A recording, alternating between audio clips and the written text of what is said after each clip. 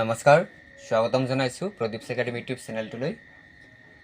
আজিৰ ভিডিঅ'টোত class 6ৰ chapter number 12 সাধাৰণ বিজ্ঞানৰ চেপ্টাৰ নেম প্ৰাকৃতিক সম্পদ। এই চেপ্টাৰটোৰ যিখিনি অনুশীলনী প্ৰশ্ন উত্তৰ আছে এই গোটেইখিনি এই ভিডিঅ'টোত ডিছকাছ কৰিম। গতিকে তোমালোকে চোৱা কুৱেশ্যন নম্বৰ 1ত কি কোৱা হৈছে। কুৱেশ্যন নম্বৰ 1ত দিয়া আছে, তলৰ তালিকাত কেইটামান প্ৰাকৃতিক সম্পদৰ চিত্ৰ দিয়া হৈছে। তালিকাৰ সোঁফালে নৱীকৰণযোগ্য আৰু অনৱীকৰণযোগ্য প্ৰাকৃতিক সম্পদৰ বিকল্প দিয়া হৈছে। তোমালোকে বাওঁফালৰ চিত্ৰসমূহৰ লগত সোঁহাতৰ ঘৰবোৰত থকা কোনটো উত্তৰ শুদ্ধ মিলোৱা।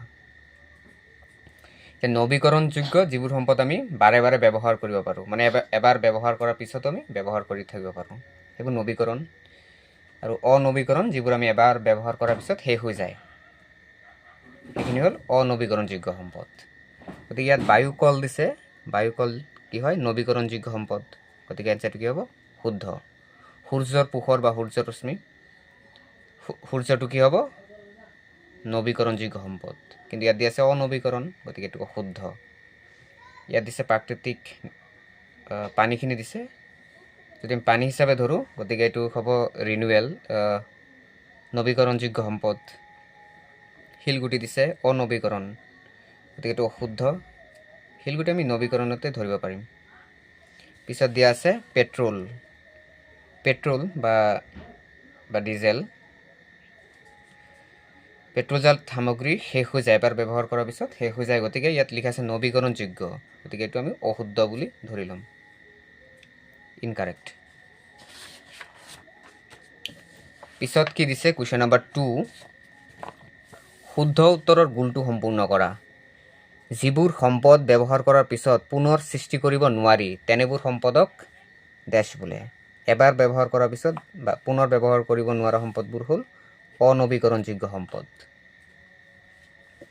পৃথিৱীক যি শুকান পৃষ্ঠভাগে আৱৰি থাকে তাক ডেছ বোলে। পৃথিৱীৰ যি শুকান পৃষ্ঠভাগ থাকে, ইয়াত দিয়া আছে শুদ্ধ এনচাৰ শিল, মাটি, পানী, বায়ু।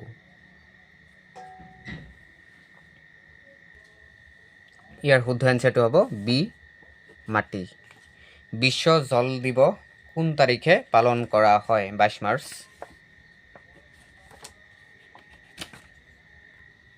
কুৱেশ্যন নম্বৰ 4, ভূপৃষ্ঠৰ পৰা বহু কিলোমিটাৰ ওপৰলৈ বিস্তৃত হৈ থকা বায়ুৰ পাতল তৰপটোক ডেছ বোলে। বায়ুৰ পাতল তৰপটোক বায়ুমণ্ডল বুলি কোৱা হয়। এটা শব্দত উত্তৰ লিখা। কুৱেশ্যন নম্বৰ 3, বায়ুমণ্ডলত অক্সিজেন কিমান শতাংশ থাকে? আমি জানো যে 21%, 21% কি থাকে বায়ুমণ্ডলত অক্সিজেন। এবিধ জলজ উদ্ভিদৰ নাম। মেটেকা আমি লিখিব পাৰোঁ, পানী মেটেকা। গতিকে মেটেকা লিখিবা, পানী মেটেকা মই শ্বৰ্টলি লিখি দিলোঁ। এবিধ জলজ প্ৰাণীৰ নাম। জলজ প্ৰাণী কি হ'ব? মাছ, ভেকুলী লিখিলে হ'ল। শক্তিৰ প্ৰধান উৎস কি? সূৰ্য। সূৰ্য হ'ল শক্তিৰ প্ৰধান উৎস। শুদ্ধ আৰু অশুদ্ধ চিনাক্ত কৰা। অৰণ্য প্ৰাকৃতিক সম্পদ, শুদ্ধ। মই ৰাইট চিন দিছোঁ, তোমালোকে শুদ্ধ বুলি লিখিবা। শিল নৱীকৰণযোগ্য সম্পদ। ইয়াৰ শিল গঠন হওঁতে 40-50 বছৰ সময় লাগে, গতিকে সেইকাৰণে আমি নৱীকৰণত ধৰিব নোৱাৰোঁ, অনৱীকৰণত ধৰিম আমি, অশুদ্ধ। পুখুৰী অনৱীকৰণযোগ্য সম্পদ। পুখুৰীটো ৰিনিউৱেল হৈ থাকে, এবাৰ শেষ হোৱাৰ পিছত আকৌ কণ্টিনিউ পানী জলচক্ৰৰ দ্বাৰা আকৌ পূৰ্ণ হয়। পুখুৰী অনৱীকৰণ, শুদ্ধ, অশুদ্ধ হ'ব। যান বাহনত বেছিকৈ ব্যৱহাৰ কৰা ইন্ধন কেৰাচিন। যান বাহনত পেট্ৰল ব্যৱহাৰ কৰা বা পেট্ৰল বা ডিজেল ইউজ কৰা হয়, এইটো অশুদ্ধ।